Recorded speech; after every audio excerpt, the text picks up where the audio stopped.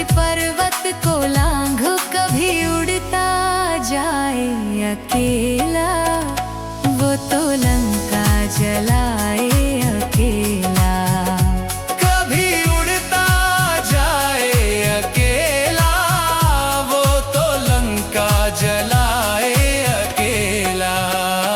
हनुमत भक्त बड़ा अलबेला, वो तो लंका जलाए अकेला। हनुमत भक्त बड़ा अलबेला, वो तो लंका जलाए अकेला।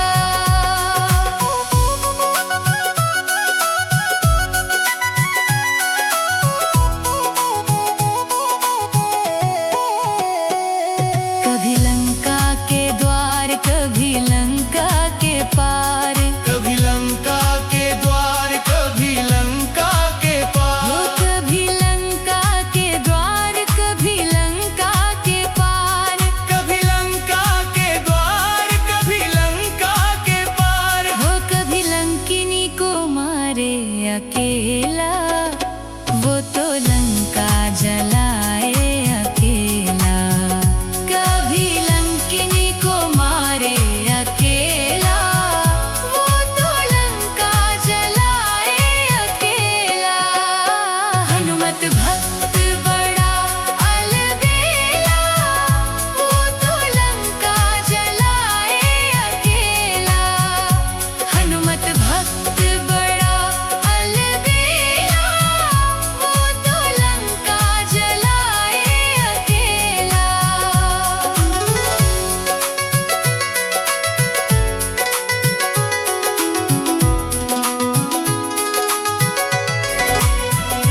कभी रावण के घर, कभी विभीषण के घर। हो कभी रावण के घर, कभी विभीषण के घर। हो कभी वाटिका में बैठा अकेला, वो तो लंका जलाए अकेला। कभी वाटिका में बैठा अकेला, वो तो लंका जलाए अकेला। हनुमत भक्त बड़ा अलबेला, वो तो लंका जलाए अकेला।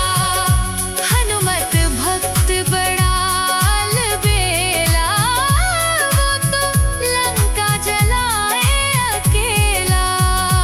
कभी राम जी के साथ, कभी सीता जी के साथ। कभी राम जी के साथ, कभी सीता जी के साथ। हो कभी राम जी के साथ, कभी सीता जी के साथ। कभी राम गुण गाए अकेला, वो तो लंका जलाए अकेला। कभी राम गुण गाए अकेला, वो तो लंका जलाए अकेला। हनुमत भक्त बड़ा अलबेला, वो तो लंका जलाए अकेला। हनुमत भक्त बड़ा अलबेला, वो तो लंका जलाए अकेला। हनुमत भक्त बड़ा अलबेला, वो तो लंका जलाए अकेला। हनुमत भक्त बड़ा अलबेला, वो तो लंका जलाए अकेला।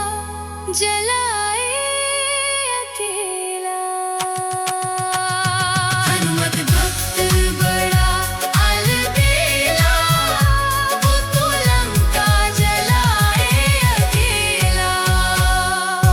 हनुमत भक्त बड़ा अलबेला, वो तो लंका जलाए अकेला। हनुमत भक्त बड़ा अलबेला, वो तो लंका जलाए अकेला। हनुमत भक्त बड़ा अलबेला, वो तो लंका जलाए अकेला।